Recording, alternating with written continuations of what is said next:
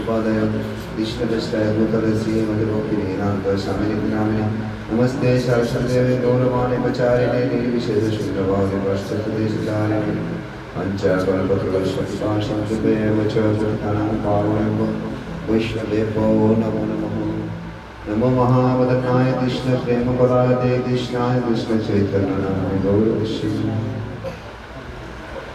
पंचतत्त्वात्मा कृष्ण भक्तरूप स्वरूपं भक्तवतार भक्तप्रमाय भक्तशक्तिं हे कृष्ण करुणासिन्धु दीनबन्धु जगद्पते गोपीश गोपिकाकान्त राधाकान्त नमस्ते तप्त काञ्चन गौराङ्गी राधे वृन्दावनेश्वरी विषभानुसुते देवी प्रणमामि हरिप्रिये। जय श्री कृष्ण चैतन्य प्रभु नित्यानंद श्री अद्वैत गदाधर श्रीवासादि गौरभक्तवृंद। हरे कृष्ण कृष्ण कृष्ण हरे हरे हरे राम राम राम हरे हरे। ओम नमो भगवते वासुदेवाय।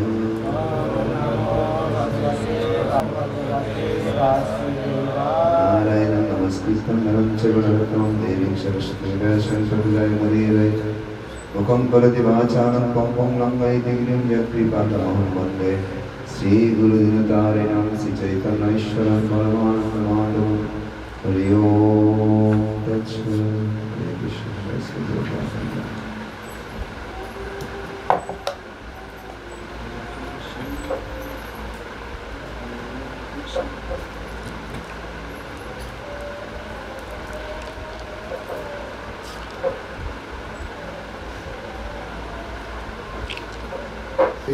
সেবা করার যোগ্য, কেননা এই বংশের সন্তান সন্ততিরা পরমেশ্বর ভগবানের প্রতি অনুরক্ত।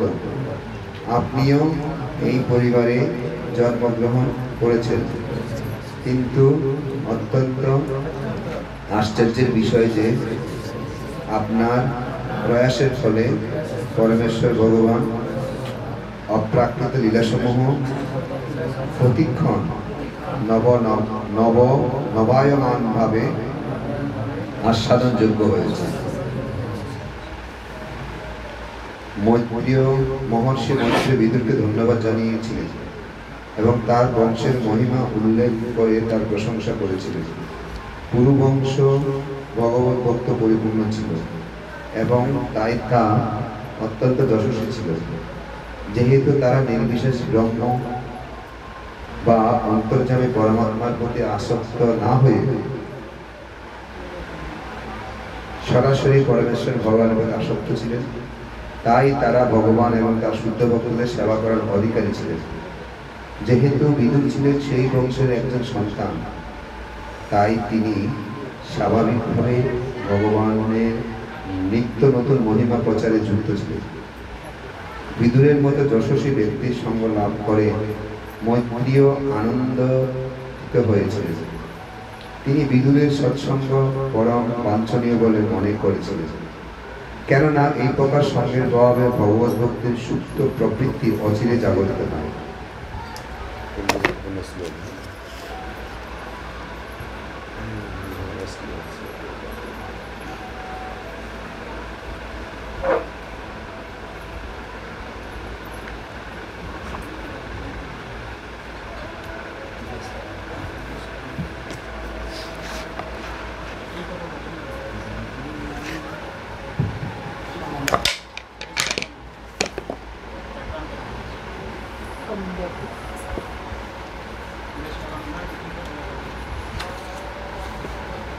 এখানে অনুবাদে বলা হয়েছে কি, মহারাজ পুরুর রাজবংশ শুদ্ধ ভক্তদের সেবার যোগ্য। সবাই বাংলা বুঝেন তো নাকি? গালে হাত দিয়ে তো বসে আছে। ইকোটা কমা যাবে, একেবারে বন্ধ করে দিলে ভালো। ইকোটা কমিয়ে দাও, বেসটা কমিয়ে দাও।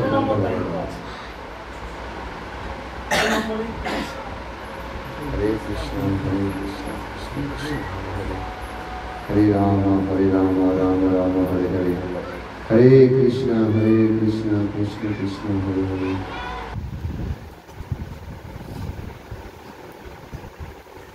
ভক্ত সঙ্গের গুরুত্বপূর্ণ কি আর ভক্ত সেবার গুরুত্বপূর্ণ কি, এই শ্লোকের মাধ্যমে এখানে উল্লেখ করেছেন।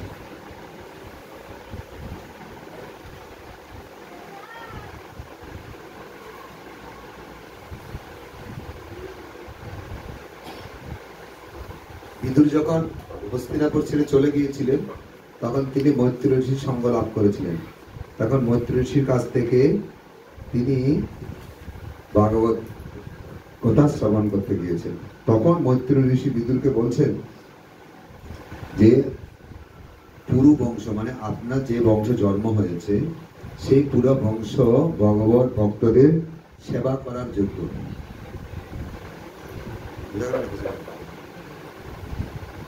ভগবত ভক্তদের সেবা করার যোগ্য। এখন কারা কারা সেবা করার যোগ্য তাৎপর্য প্রভুপাদ সুন্দর করে বলছেন। এবং তার পরের লাইনে বলছেন, কেননা এই বংশের সন্তান সন্ততিরা পরমেশ্বর ভগবানের প্রতি অনুরক্ত। মানে পরিবারের সন্তান সন্ততি যারা আছে সপরিবারে তারা ভগবানের প্রতি অনুরক্ত। এই জন্য বিদুরকে মৈত্রী ঋষি বলছেন যে যে আপনার পুরো বংশের সবাই ভক্তদের সেবার উপযোগ্য। তাহলে ভক্ত সেবার কথা মাহাত্ম্যপূর্ণ। উনি বলছেন ভগবত ভক্তদের শুদ্ধ ভক্তদের সেবা করার যোগ্য। আপনিও এই পরিবারে জন্মগ্রহণ করেছেন, কিন্তু আশ্চর্যের বিষয় এই যে আপনার যে প্রয়াস ভগবানের অপ্রাকৃত লীলা সমূহ আস্বাদন করা, মানে জিজ্ঞেস করছে না বিদ্যুৎ গিয়ে মৈত্রী ঋষিকে জিজ্ঞেস করছেন ভগবানের অপ্রাকৃত লীলা কথা। সেই জন্য বলছে আপনার ভিতরে যে ইচ্ছা প্রয়াস আছে তার জন্য আরো বেশি মহিমান্বিত হয়ে গেছে। শুধু সেবা করার যোগ্যতা আছে, কিন্তু এই যোগ্যতা থাকার ফলে ভগবত ভক্তের সেবা করার যোগ্যতা আছে বিধায় আপনার মধ্যে কি হচ্ছে আরো বেশি বেশি ভগবানের অপ্রাকৃত লীলা কথা শোনার জন্য ভিতরে প্রয়াস হচ্ছে, ইচ্ছা অনুরাগ বাড়ছে। বুঝা গেল কি? বুঝতে পারেন? বুঝা গেল?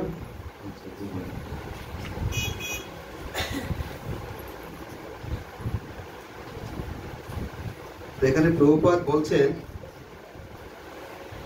যারা নির্বিশেষ ব্রহ্ম বা অন্তর্যামী পরমাত্মার প্রতি আসক্ত নয়, সবিশেষ ভাবে ভগবানের শ্রীকৃষ্ণের প্রতি আসক্ত, তাই তারা শুদ্ধ ভক্তির সেবা করার অধিকারী ছিলেন। কিভাবে ভগবানকে জানা যায়? কিভাবে?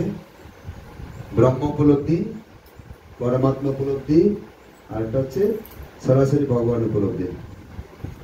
জানেন তো? জানেন? জানা আছে? ব্রহ্ম, পরমাত্মা, ভগবান। এগুলো হরিনাম দীক্ষার সময় কেউ কিছু বলে না, ব্রাহ্মণ দীক্ষার সময় লাগে। এক নম্বর জিজ্ঞাসা ব্রহ্ম মানে কি?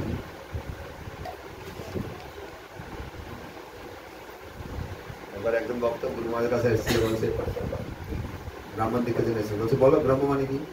হয়ে গেছে, হঠাৎ করে বসতে পেরেছে। এখন 2004-5 সালে ব্রহ্ম হচ্ছে ভগবানের দেহ নির্গত রস মিশ্রতা। ব্রহ্মার জন্ম হয়েছে কোথা থেকে? ভগবানের শরীর থেকে। আর এই পুরো জগৎটা হচ্ছে ভগবানের দেহ নির্গত রস মিশ্রতা, যেমন নির্বিশেষ ব্রহ্ম বলা হয়। সব বিশেষ না, নির্বিশেষ ব্রহ্ম। তো এই নির্বিশেষ ব্রহ্ম হচ্ছে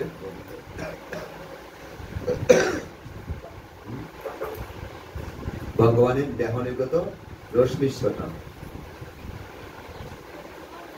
তো বলছে যারা নির্বিশেষ ব্রহ্মের প্রতি আসক্ত নয়, পরমাত্মার প্রতি ধ্যান করার প্রতি আসক্ত নয়, সরাসরি ভগবানের সেবায় যুক্ত আছেন, তারাই ভক্ত সেবা করার যোগ্য।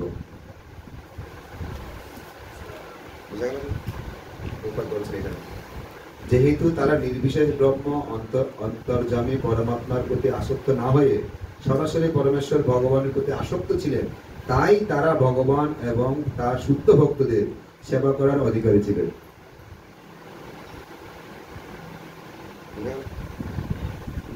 আমরা এগুলো লোক চিনতে পারবো যারা নিরাকার ভাবে ব্রহ্মের উপাসনা করে, ভগবানের উপাসনা করে, সরাসরি উপাসনা করে, তারা ভক্ত সেবা করতে, তাদের হয়তো আমরা সেবা নিতে পারি,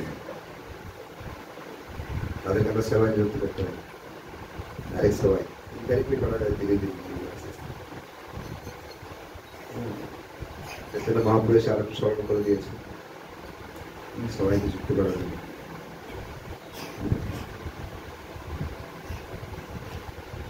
তো এখানে একটা কথা বলছেন কি, যেহেতু বিদুর ছিলেন সেই বংশের একজন সন্তান, তাই স্বাভাবিকভাবে ভগবানের নিত্য নতুন মহিমা প্রচারে যুক্ত ছিলেন।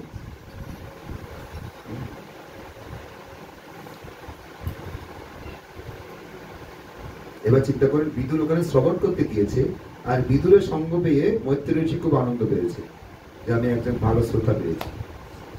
তো পাঠক অনেক সময় খুশি হয় ভালো শ্রোতা পেলে। সুখদেব গোস্বামী খুশি হয়েছিল পরীক্ষিতের মতো শ্রোতা পেয়েছিল, বলতে পেরেছে 7 দিন ধরে। তো মৈত্রী ঋষি এরকম বিদুরের মতো সঙ্গ পেয়ে খুব আনন্দ পেয়েছে। হ্যাঁ, বিদুরের সৎসঙ্গ পরম বাঞ্ছনীয় বলে মনে করেছিলেন, কেননা এই প্রকার সঙ্গের প্রভাবে ভগবত ভক্তির সুপ্ত প্রবৃত্তি অচিরে জাগরিত হয়। ভক্ত সঙ্গের 3টা কোয়ালিটি এখানে বলেছেন, কি? যারা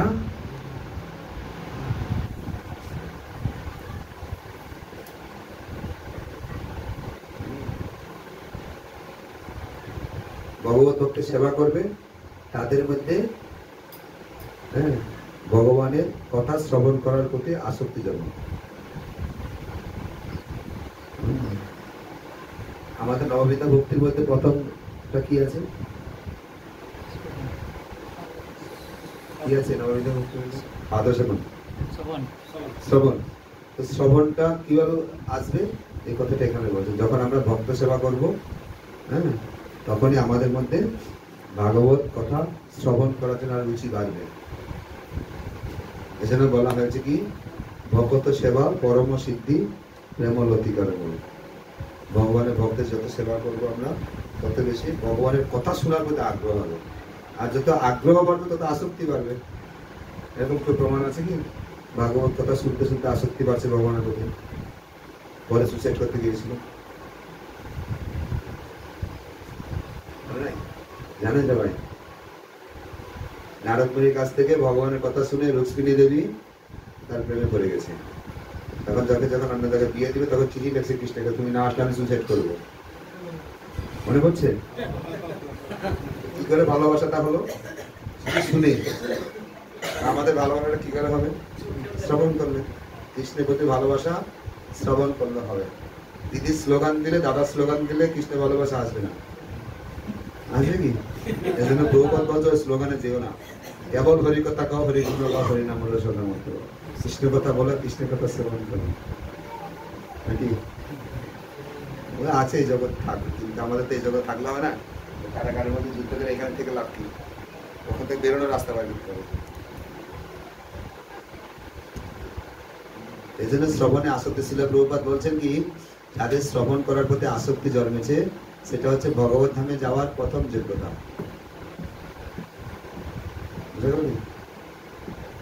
একবার এক বুড়িমা, কার্তিক মাস ছিল, শ্রবণে উদ্ধার বাকি করবে। কার্তিক মাস ছিল, তখন তার পাশে একটা ছোট্ট একটা মন্দির আছে, ওখানে প্রতি গ্রাম এলাকা, পাশে একটা ছোট্ট একটা মন্দিরের মধ্যে একজন সাধু বাবা এসে প্রতিদিন ভগবানের কথা, কার্তিক মাসে কি হয়, কৃষ্ণ দামোদর লীলা বলেন, অল্প অল্প অল্প করে বলতে বলছে। তো বুড়িমা, এটা মানে আমাদের অনলাইনে বলছিলাম, অনলাইন করে না, তোমরা ক্ষতিই শুনতে পারো ভাগবত, এটা সার্থক করে, কাউকে বলে না সবাই। এখানে প্রচারক একদিন আসলে তখন শোনায়, নাকি না? আমাদের প্রচারক নিত্যানন্দ বাবু একবার আসলে শুনে না, নিত্যাই না কি?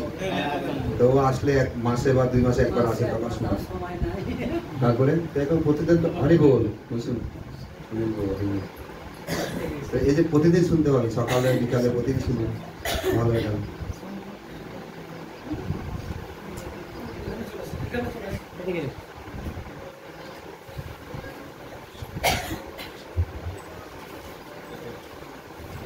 তখন ওই বুড়িমা কি করেছে, শুনতে শুনতে একদিন অসুস্থ হয়ে পড়েছে, শুনতে যেতে পারবে না।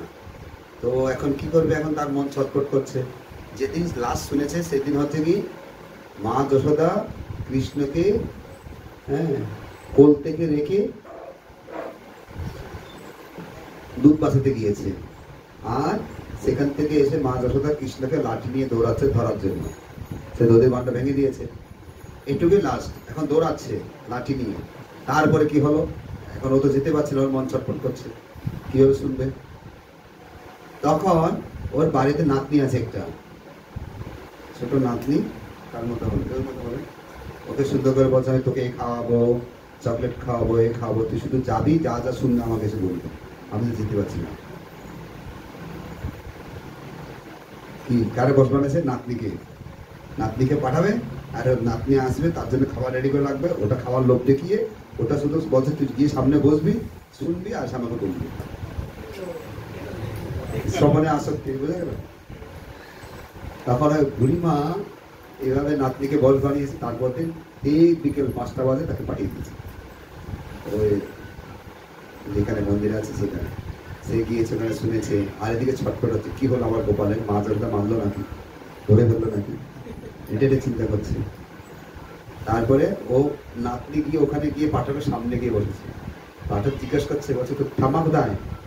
বলছে ঠাম্মার শরীর ভালো নেই, এই জন্য আমাকে বলছে আপনার কাছ থেকে শুনে গিয়ে ওনাকে শোনানোর জন্য। পাঠক তো শুনে আর তার মনটা ভরে গেল, আরে এত সুন্দর শোনার কথা। পাঠকে বলছে, বলতে বলতে ওই নাতনিটা শুনেছে, শুনে এসে হ্যাঁ রাত্রে যখন বাড়িতে এসছে ক্লাস শোনার পরে, তখন নাতনিকে এদিকে খাবার দিচ্ছে। বল বল বল কি হলো বল। খাবার অর্ধেক দিয়েছে, দিয়ে শেষ করে বলতে থাকো। বললো, বলতে শুনতে শুনতে শুনতে শুনতে তখন সে শুনলে পাচ্ছ কি যে মা সাথে অনেক দৌড়িয়েছে, দৌড়িয়ে দৌড়িয়ে দৌড়িয়ে দৌড়িয়ে দৌড়িয়ে ঘাম বেরিয়ে গেছে। তারপর কৃষ্ণকে ধরে ফেলছে, কৃষ্ণ অজর ধরে কান্না করছে, চোখ মুছতেছে। তারপর মা যশোদা লাঠি ফেলে দিয়েছে, একটা দড়ি দিয়ে তখন কৃষ্ণকে বাঁধতে লাগলো। বাঁধতে বাঁধতে বাঁধতে বাঁধতে বাঁধতে বাঁধতে বাঁধতে বাঁধতে তারপর কি হলো, তারপর কি হলো, তারপর কি হলো, তারপর কি হলো, প্লাস চলে গেল। বুড়িমা কি হলো? দেহত্যা। আমার কৃষ্ণকে বেঁধে ফেললো, আমার কৃষ্ণকে কি হলো? এই করতে করতে শুনতে শুনতে দেহত্যা করে কোথায় যাবে, কোথায় করতে হবে? শ্রবণের প্রতি আসক্তি, গোলকে যাওয়ার রাস্তা ক্লিয়ার। ও পাঠকের কাছ থেকে শুনে নি, ও যে আসক্তিটা আছে ভিতরে, কৃষ্ণের কি হলো, এই যে এটা নাতির মাধ্যমে শুনেছে, এই জন্য একটা আসক্তি থাকা, শ্রবণের প্রতি আসক্তি থাকা খুব গুরুত্বপূর্ণ। বলছে এই নবমিতের ভক্তির প্রথম হচ্ছে জন্মনের শ্রবণ থেকে। ভগবান বলছে যদি আমরা যদি শ্রবণে যদি আসক্তি লাগুক না লাগুক, শুনেই যাই, আমার ভিতরে জাগতিক যত মহিলা আছে এটা পরিষ্কার হয়ে যাবে।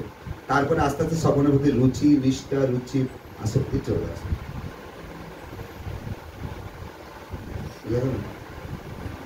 আস্তে সেই আসক্তিটা চাষ সেটা যাকে প্রথমে শুনতে হবে। শ্রীরতাম সপতা কৃষ্ণ পুণ্য শ্রবণ কীর্তনম হৃদয় অন্তস্থ হি অভদ্রাণী বিধুন্নতি শ্রীকৃষ্ণ। আমরা সবসময় যেন ভগবানের কথা শ্রবণ করতে থাকি। শ্রবণ করতে করতে করতে করতে আমাদের একটা সময় সে আসক্তিটা আসবে। আসক্তিটা মানে কি? কৃষ্ণের প্রতি আসক্তি আসবে। আমরা এই জগতে পড়ে আছি কেন? জাগতিক সবকিছুর প্রতি আসক্তি, সন্তানের প্রতি আসক্তি, স্বামী স্ত্রীর প্রতি আসক্তি, ঘর বাড়ির প্রতি আসক্তি, টাকা পয়সার প্রতি আসক্তি, মান যশ লাভের প্রতি আসক্তি, এগুলোতে পড়ে আছে। যখন কৃষ্ণের প্রতি আসক্তি কেউ ত্যাগ করতে পারে না, আসক্তিটা কনভার্ট করতে পারে। যেহেতু আমরা যখন ভগবানের সঙ্গে যুক্ত হবো তখন আমার আসক্তিটা ধীরে ধীরে পরিবর্তন হবে। তখনই আমার কৃষ্ণ চিন্তা ছিল। প্রভুপাদ আজকে ইসকন তৈরি করছে একটা কারণ, যাতে আমাদের সবাই কৃষ্ণের প্রতি আসক্তি আছে। এই আসক্তি আসবে শ্রবণের থেকে। এবং প্রভুপাদ প্রথম অধ্যায় দ্বিতীয় স্কন্ধ, প্রথম স্কন্ধ দ্বিতীয় অধ্যায় 16-17 নম্বর শ্লোকে তাৎপর্য বলছে শ্রবণে আসক্তি হচ্ছে গোলকে যাওয়ার প্রথম যোগ্যতা, 1 নম্বর সিঁড়ি। নিত্য সিদ্ধ কৃষ্ণ জ্ঞান, কৃষ্ণ প্রেম সাধ্য কবু নয়। শ্রবণ কীর্তন আদি জলে করণ সেচন। যদি আমরা শ্রবণ কীর্তনের মধ্যে প্রতিদিন জল দিই, তাহলে এই আমাদের ভিতরে যে ভক্তির বৃক্ষ আছে না, আস্তে আস্তে আস্তে আস্তে আস্তে বড় হয়ে এক সময় ব্রহ্মাণ্ড ভেদ করে কৃষ্ণের চরণে গিয়ে পৌঁছাবে। তখন আমি এখান থেকে গৌরকে দিতে পারবো। এই জন্য এখানে বলছে যে পরিবারের সবাই, সন্তান সন্ততি সবাইকে আসক্তি করা হয়েছে। যেন তেন প্রকারে না, যদি সন্তানদের যদি না শিখে, নিজে না শুনি, শিক্ষা করতে যায় তার উদ্ধার পাবে না। আর তারপর বলছে কি যে এখানে একটা কথা বলছে যে আপনি যেহেতু ওই বংশের সন্তান, যেই বংশ সবসময় ভগবত ভক্তদের কথা সেবা করে, তাদের কথা শ্রবণ করে, ভাগবতম শ্রবণ করে, স্বাভাবিকভাবে ভগবানের নিত্য নতুন মহিমা প্রচারে যুক্ত ছিলেন। কি হচ্ছে?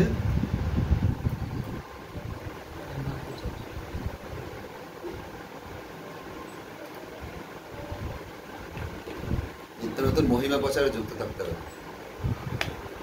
যে ভালো শ্রবণ করতে পারবে সে ভালো প্রচার করতে পারবে। বোঝা গেল কি? যে ভালো শ্রবণ করতে পারবে সে ভালো প্রচার করতে পারবে। যদি না শুনি ভালো করে তাহলে প্রচার করবো কিভাবে? অনেকে বলবে কি, শোনা যায় না? অনেকে বলবে যে প্রভু আমার তো মনে থাকে না, আমি কি করে প্রচার করবো? থাকে না? মনে থাকে না? মনে থাকে? এই জন্য প্রতিদিন শুনতে হবে। প্রভুপাদ বলছে ডেলি শুনতে, ডেলি শুনলে তখন ভগবানের কথা মনে থাকবে। তখন কি করবে? আমি যে প্রতিদিন শুনছি, কৃষ্ণ তো জানে নাকি, ঠিক সময় মতো আমাকে মনে করে দিবে। আমি কি এখানে বসার আগে 2 ঘন্টা পরে আসছি নাকি? পরে এসেছি? ওখানে একজনের ফোন আসছে, ফোনে কথা বলতে এখানে ঢুকে গেল। ভগবান মনে করে দিবে, গুরুদেব মনে করে দিবে, প্রভুপাদ। কিন্তু দেখবে কি আমি প্রতিদিন শুনছি কি না। কি বোঝা গেল? প্রতিদিন শুনছি কি না। শুনলে তাহলে ভালো প্রচার করতে পারবে। না শুনলে আমার ভুল আমি বুঝতে পারবো না, ভক্ত নিন্দা করবে, ভক্তের মাৎসর্য ভাব থাকবে। বেশি সমস্যা হচ্ছে আমাদের দুটো জিনিস, আমরা ভক্তিপথে শ্রবণে আগ্রহ পাই না, শ্রবণের প্রতি আসক্তি আসে না। কেন আসে না? ভক্ত নিন্দা আর মাৎসর্য ভাব। কেউ ভালো কিছু করলে তা সহ্য করতে না পারা, এই দুটার জন্য বেশি আমরা ভগবত ভক্তি আগাইতে পারি না।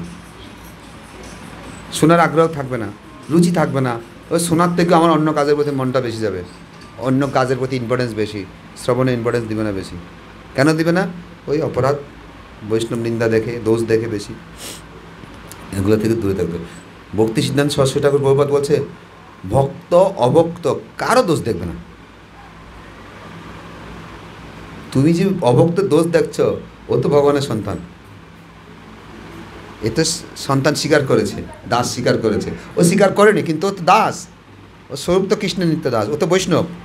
ভক্তিচার স্বামী গুরু মহারাজ বলছেন প্রত্যেকটা জীবে বৈষ্ণব। কেননা কেউ বৈষ্ণবতা হারিয়ে ফেলেছে আর কেউ বৈষ্ণবতা পালন করছে। স্বরূপ তো দাস না, দাসে তো বৈষ্ণব, কারণ সে ভগবানের সন্তান। এই জন্য বলছে ভক্ত অভক্ত কারো দোষ দেখবে না। দোষ দেখতে গেলেই তোমার ভিতরে কৃষ্ণের প্রতি আসক্তি কমে যাবে, রুচি কমে যাবে, তাকে দর্শন করার যে একটা স্পৃহা সেগুলো কমে যাবে, ভক্ত সঙ্গ করার প্রতি আসক্তি কমে যাবে। কী করলে? ভক্তের দোষ দেখলে। এই জন্য যত বেশি পারবেন দোষ থেকে মুক্ত করে। আর কি হয়? অন্য কেউ একটু ভালো কিছু বলতে পারলে, কেউ যদি আমার সামনে কারো প্রশংসা করে, ভিতরে জ্বলতে থাকে। উপরে ভালো ভালো বলছে, ভিতরে খুব কষ্ট হয়। এ খুব বাজে জিনিস, ত্যাগ করতে লাগে। এটা কোনো রকম কৃষ্ণের সেবা লাগানো যায় না। তো কী করতে হবে? যে ভক্তের গুণগান হবে সেই ভক্তের কাছে গিয়ে আমি আরও কেন তার সঙ্গে সেবা করতে পারবো সেই সুযোগটা নেওয়া। তাহলে তার প্রতি একটা মাৎসর্য ভাবটা কেটে যাবে। বোঝা গেল কি? মনে করুন একজন ভালো ভক্তি করছে, হ্যাঁ, তা আমি যদি তার সঙ্গে গিয়ে আমি একটু সেবা করার সুযোগ পাই, ভালো। আর যে উন্নত ভক্ত সে অন্য ভক্তকে সেবার সুযোগ দিবে, সে চাইবে না কোনোদিন শুধু আমি একা করবো। উন্নত ভক্তের লক্ষণ। হ্যাঁ, এভাবে আমাদের যদি শ্রবণে আগ্রহ যদি না জমাতে পারি, তাহলে এই কুলে পড়ে থাকতে হবে। একুল অকুল দুকুল খয়লি মল না শুনলে সাধুর কথা। হ্যাঁ, এই জন্য গোপী গীতের মধ্যে ভগবান কৃষ্ণের প্রতি গোপীরা বলছেন শ্রবণম মঙ্গলম তব কথামৃতম তপ্ত জীবনম। এই শ্লোকটার মধ্যে সুন্দর করে বলেছেন যে তোমার কথা যারা সবসময় কীর্তন করে, শ্রবণ করে, তারা জগতের কত মঙ্গল করছে। আর সেই তুমি আমাদেরকে ছেড়ে চলে গেছো কোথায়? তোমার সেই ভক্তদের কখন সঙ্গ করতে পারবো? যখন প্রাচীন বহি 10টা ছেলে, 4th স্কন্ধে আছে, এটা পরের স্কন্ধে, সেখানে 10টা ছেলে আছে। তার পিতা বলেছিল প্রজা সৃষ্টি করার জন্য, তখন তারা গিয়ে কি করেছে? হ্যাঁ, তপস্যা করতে গিয়েছে। যখন তপস্যা করতে গিয়েছে তখন সেখানে তারা 10 ভাই একসাথে সুন্দর করে তপস্যা করছে। আর ওই সময় মহাদেব সরাসরি চলে এসেছে। কোথায়? কারণ মহাদেব সাক্ষাৎ চলে আসছে। ওরা মহাদেবের উপাসনা করেনি, এসে শুধু বলছে কি যে তোমরা সবাই 10 ভাই একসাথে যে তপস্যা করছো, আরাধনা করছো, তাতে আমি খুশি হয়েছি, এজন্য আমি এখানে প্রকট হয়েছি। বোঝা গেল? যে সবাই মিলেমিশে যদি একসাথে থাকি, মহাদেব খুশি হবে। শিল প্রভুপাদ তারই তো পরম্পরা, বৈষ্ণব, উনি খুশি হবেন না? প্রভুপাদ বলছে কি, যদি তোমরা আমাকে ভালোবাসো তাহলে মনে করো তোমরা সবাই একসাথে চলবে, একসাথে মিলেমিশে থাকবে, একসাথে মিলেমিশে প্রচার করবে। তো মহাদেব এসে কী করলো, তাদেরকে আরও কীভাবে তাড়াতাড়ি ভগবান কৃষ্ণকে খুশি করতে পারবে সেই প্রসেস শিখিয়ে দিল। সেটা হচ্ছে কি, চতুর্থ স্কন্ধে একটা চ্যাপ্টার পাবেন, রুদ্রগীত। হরে কৃষ্ণ, কী চ্যাপ্টার? রুদ্রগীত। রুদ্রগীত মানে কি, মহাদেব তাদেরকে গীত আকারে বলেছেন, এটাকে গীত আকারে, গীতা বলছেন, ওটা গীত আকারে উপদেশ দিয়েছেন। হ্যাঁ, সেই উপদেশটা পেয়ে সবাই আরও ভালো করে তপস্যা করতে লাগলো। এরা অল্প দিনের মধ্যে ভগবান চতুর্ভুজ রূপে তাদের সামনে দর্শন দিয়েছে। দর্শন দেওয়ার পর বলছে, তোমরা কী বর চাও? বলছে, আমাদের বাবা তো আমাদের পাঠিয়ে সংসার করার জন্য, কিন্তু আমাদের ওর দরকার নেই। তো তারপরে তুমি সংসার করবে না? বলছে, করবো, কিন্তু আমাদের আলাদা বর চাই। কী বর? যে আপনার শুদ্ধ ভক্তরা যারা আপনার মহিমা কীর্তন করেন সবসময়, তাদের সেবা করতে চায়, তাদের সঙ্গ করতে চায়, সেই আশীর্বাদটুকু দিন। কী করে আসলো এই মানসিকতা? কী করে আসলো? ওই একসাথে সেবা করার ফলে মহাদেব খুশি হয়েছে, মহাদেবের কৃপা পেয়েছে, বৈষ্ণবের কৃপা পেয়েছে, বৈষ্ণবের আদেশ পালন করেছে। আদেশ পালন করার সেবা, বাণী সেবা, আদেশ পালন করেছে, ভক্তের সেবা করেছে, তার জন্য তার ভগবানের ভক্ত সঙ্গ করার, ভগবানের কথা শ্রবণ করার প্রতি তাদের আসক্তি জেগেছে। ভগবানের কাছে ওই বরটাই চাইছে, অন্য কিছু চায়নি। এই যে হরিকথা শ্রবণ করার আসক্তি খুব ইম্পর্টেন্ট, এটা সারা জীবন ধরে রাখতে হবে। হ্যাঁ, সারা জীবন ধরে রাখতে হবে। গদাধর পণ্ডিতের কাছে চৈতন্য মহাপ্রভু যতদিন ছিলেন, হ্যাঁ, কাশী মিশ্রের বাড়ি থেকে সে তোটা গোপীনাথে প্রতিদিন যেতেন। প্রহ্লাদ চরিত্র আর ধ্রুব চরিত্র, আর গদাধর পণ্ডিত বলতে এরকম পৃষ্ঠে ভিজে গেছে, একটা অক্ষরও দেখা যায় না, চোখের জলে সব ভিজে গেছে, একটা অক্ষরও দেখা যায় না, শুধু এই দুটো চরিত্র বলতে থাকে। আর আমরা বলবো, শুনেছি তা কী, একটা সিনেমা কবার দেখতে হয়, কতবার দেখবো, এটা সময় নষ্ট করা। প্রতিদিন শুনতো ভগবান নিজে। এখন তো আমরা মনে করি একটা সিনেমার মতো, গল্পগুলো সিনেমার মতো মনে হয় নয়। এগুলোতে এদের ভক্তের চরিত্র, ভগবানের চরিত্র খুব মহান। আমাদের তো এখন মনে হয় প্রথম স্কন্ধ শেষ হয়ে গেছে, হয়নি? আর একটা অধ্যায় আছে, আস্তে আস্তে তৃতীয় অধ্যায়। আপনার প্রতিদিন ভাগবত কথা শুনুন, ভালো হয়। আর শ্রবণ করার জন্য ডেলি ভালো করে জপ করতে হবে, হরিনাম জপ করতে হবে। আপনারা কখন জপ করেন? ভোরবেলা না দিনের বেলা? রাত্রে 9টা পর্যন্ত কে জপ করে? কার 16 মালা জপ করতে 9টা বেজে যায়? আপনার হয়, আর কার হয়? 9টা বেজে যায়। আর কার হয় 9টা বাজে? 9টা 8টা, মানে 7টার পরে হয়ে যায় 16 মালা জপ করতে, হয় না? হ্যাঁ,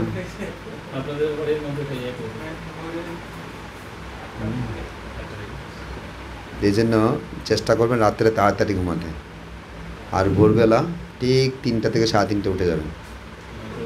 2 ঘন্টা জব করুন, 16 মালা কমপ্লিট করুন, সারাদিন। হ্যাঁ, ইনকেস মাঝে মধ্যে অসুবিধা হতে পারে, শারীরিক অসুবিধা, বিভিন্ন অন্য কোনো প্রোগ্রাম বা ফেস্টিভ্যালের অসুবিধা, বিভিন্ন কাজে অসুবিধা, মাঝে মধ্যে এটা ঠিক আছে। কিন্তু যদি গুরু মহারাজ বলছেন কি, ভোরবেলা জবটা হচ্ছে সবচেয়ে ভালো। দেখুন, একটা হচ্ছে শ্রবণ করা, একটা হচ্ছে হরিনাম জপ করা, দুইটা। আর একটা হচ্ছে প্রসাদ ছাড়া কিছু না পাওয়া, সবসময় ভক্তের সঙ্গে থাকা, এগুলো হচ্ছে আমাদের প্রাণ। এগুলো না থাকলে কখন গোবর শুকিয়ে যায় না, এখানে রাস্তার মধ্যে গোবর শুকিয়ে যায়, পা পড়লে কী হবে দেখা যাবে, মনে হয় খুব ভালো শুনে, পা যখন পড়বে স্লিপ করে কোমর টোমর ভেঙে যাবে, একদম স্লিপ হয়ে যাবে। হ্যাঁ, তখন খুব কষ্ট হবে। আর এগুলো ঠিক না থাকলে কী হবে জানেন, সবসময় যদি প্রতিদিন ভাগবত না শুনেন ভক্তের দোষগুলো চোখে পড়বে।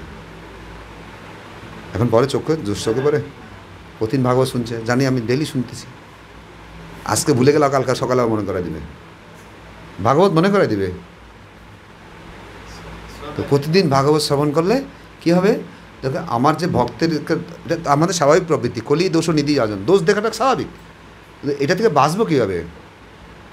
এটা যদি বেরোতে না পারি এগুলির মধ্যে আসক্তি আসবে না, প্রতিদিন শুনতে হবে, শুনলে তখন কে যাবে ভালো করে জপ করতে পারে। যেই দোষ করবেন জপে মন থাকবে না, এক মালা জপ করতে 15-20 মিনিট লাগবে, লাগে না? রাত্রিবেলা এক মালা জপ করতে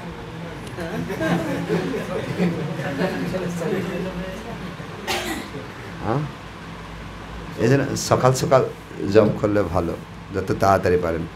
7টার আগে 7, হ্যাঁ, হাত মুখ ধুয়ে সর্বক্ষণ বলো ইতি বিধি নাহিয়া, নো টেনশন, আপনি হাত মুখ ধুয়ে জপ করা শুরু করুন। বোঝা গেল কি? বাসি কাপড় আর এই কাপড় কি, আপনার পবিত্রতা আপনার কাছে। আপনি দেখবেন আমি হাত মুখ ধুলে হবে, হয়ে যাবে, হাত মুখ ধুয়ে শুরু করুন। হরিনাম করতে ভগবান বলছে নাকি? হরে কৃষ্ণ নাম যখন ঘুম থেকে উঠতে বলেন, এই বিছানা থেকে যখন হরে কৃষ্ণ, তখন কি বাসি কাপড় না বলেন না? মালা দিয়ে বলছেন না, কৃষ্ণতে বলছেন, একই কথা তো। মরা একটা নিয়ে যাচ্ছে, মরা মরা ঘাড়ের মধ্যে মরা আছে, হরে কৃষ্ণ বলে কীর্তন করে যাচ্ছে, তো এটা অসুচি নয়? চৈতন্য মহাপ্রভু জন্ম হয়েছে, তারপরে সবাইকে বলছে হরে কৃষ্ণ বলো, তখন অসুচি ছিল না ঘরটা? সূচি অসুচি হরিনামের জন্য বিছান নয়, সর্বক্ষণ বলো ইতি বিধি নাহিয়া, নামকটা বইতে দেখবেন। হ্যাঁ, এইভাবে চালিয়ে যান। ওকে, প্রশ্ন উত্তর করুন তো, মানে কী কী প্রশ্ন আছে? 10 মিনিট। ভক্তি জীবনে কোনো প্রশ্ন আছে? যে কোনো অসুবিধা? সবাই শুনেছে বলুন। আছে কারো প্রশ্ন আছে? সুবিধা অসুবিধা বলুন, মাথা ঝেড়ে শুরু করুন। কী কী প্রশ্ন আছে? তা লজ্জার মুখ খুঁটে না।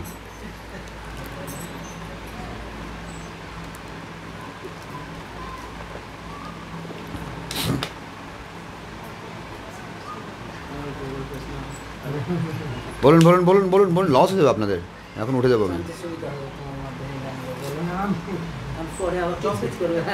হ্যাঁ বলুন, আপনার এরকম পরিস্থিতি হয় জব করার সময় মনটা এদিক ওদিক ঘুরে বেড়ায়, এটা তো সমস্যা। হ্যাঁ, যেখানে জব করতে বসবে 2-3 রকম জব আছে, একটা বসে জব করতে পারেন, যদি ঘুম আসে হেঁটে হেঁটে জব করতে পারেন, অসুবিধা নেই, কিন্তু একটা কাগজের মধ্যে বড় করে লিখে রাখবেন, হরে কৃষ্ণ কৃষ্ণ কৃষ্ণ হরে হরে, হরে রাম রাম। ওই দেখে দেখে উচ্চারণ করবেন, চোখ বন্ধ করে নয়, মুখস্থ নয়, দেখে দেখে উচ্চারণ করবেন, 10 মিনিটের মধ্যে মন কন্ট্রোল হয়ে যাবে, গ্যারান্টি। এখান থেকে উঠে করুন, মাইন্ড ওখানে থাকবে বাধ্য, ওই দেখে দেখে উচ্চারণ করবেন, কানে শুনবেন, মন এদিক ওদিক যাবে না। প্র্যাকটিক্যাল, ওই লেখাটা দেখবেন আর বলবেন, মুখস্থ করে বলা যাবে না। এটা বসে পড়ুন, দেখবেন কিছুক্ষণ পর গা দিয়ে ঘাম বেরোচ্ছে, শীতকালে ঘাম বেরোবে। হ্যাঁ বললাম তো, আপনি গ্যারান্টি 10 মিনিট ব্যাপার, আপনার মাইন্ডটাকে কন্ট্রোল করা। কি আমি ভক্তদের বলি না, করেছেন অনেকে? কালকে না বসেন কার বাড়িতে গেলাম, দেখলাম টাকা না, এই তো শুরু হয়ে গেছে। হ্যাঁ ভোরে উঠতে পারছেন, রাত্রেবেলা খাওয়া বন্ধ করো, 7টার পরে, 7টার পরে রাত্রে খাওয়া বন্ধ করো, 10টার মধ্যে শুয়ে পড়ো, 3টা বাজে উঠতে পারো, ঘড়ি অ্যালার্ম দিবে, দূরে থেকে মোবাইলটা একটু দূরে রাখবে, আর পাশে একটা মোবাইলের পাশে একটা গ্লাস জল রাখবে, উঠে মাত্র চোখে জল, শেষ ঘুম। বোঝা গেল কি? কি বুঝলে? মানে রাত্রে 7টার পরে খাবে না, 7টার পরে খেলে কী হবে, ও আলসি করে দেবে না।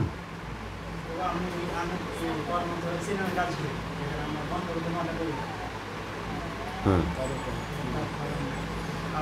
অল্প খাবে, দুপুরে বেশি খাবে, রাত্রে অল্প করে খাবে, এতটুকু মুড়ি নিবে, একটু 1 গ্লাস দুধ নিবে, ঢেলে দিবে, খেয়ে নিলে হয়ে যাবে। নাকি ভর্তি করে খাবে, উঠতে পারবে না, আমার কি হবে? না তুমি মনে করবে আমি, আমার ইম্পর্টেন্ট কি, আমার ঘুম থেকে উঠা, শরীর ভারী